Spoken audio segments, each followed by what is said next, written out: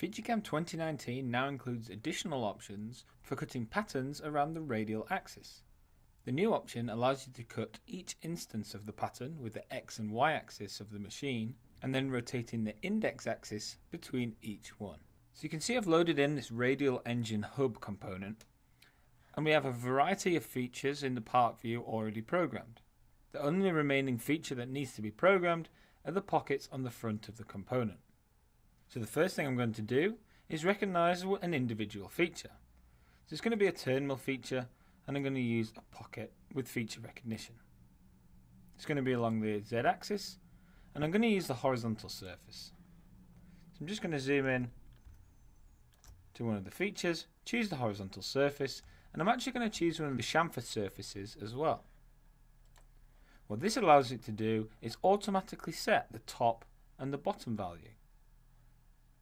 At this point, all I need to do is define my chamfer and press finish. At this point, I'm happy with my individual feature. I just need to create the pattern around the index axis to machine the remaining pockets. So I'm going to go ahead and create another feature, again a turn mill feature, but this time a pattern. I'm going to select my pocket that I just created and continue along the wizard. I'm going to select a radial around the setup XY plane. And for this particular pattern, I want a diameter of 0 because my pocket is already in the correct diameter location. There's 5 instances of this particular pocket. I'm just going to do 360 degrees divided by 5. I'm also going to choose local offset so the features are located in the correct Z location.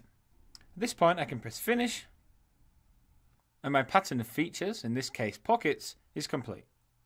So at this stage I'm just going to run a full machine simulation. Just going to reorder my features, removing the slug transfer as well as the second setup. Just going to make full machine simulation, single step to get a good view, and play through. So by default, the pockets are going to be cut using the C axis of the machine as well as the X axis. So there's the main pockets fully simulated, now just for the chamfers. And there's that setup fully machined. So now instead of using the C axis, what I'm going to use is the X and Y axis. So to change that setting, I'm going to enter into the pattern. And you can see here we have a tick box option that says cut feature using the Y axis coordinates. So let's go ahead and tick that. And once again, I'm going to run a full machine simulation to show the results.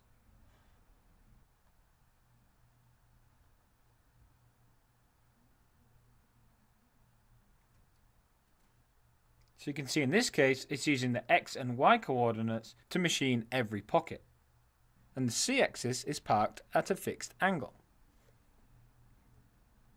Just eject the simulation, entering back into the pattern. You can specify the parked C angle at this stage also. The final option and the new feature is to rotate the C axis for each instance of the pattern, but still using the X and Y coordinates to machine the feature itself. So let's go ahead and tick that option, and once again run a full machine simulation to show the result.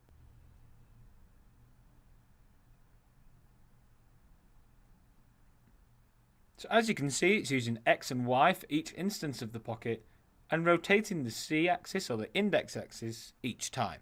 Finally, let's look at the NC code.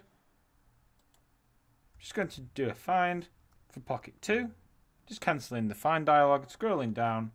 You can see that for the first instance, we're using a C angle of 0 degrees. And once again, find next.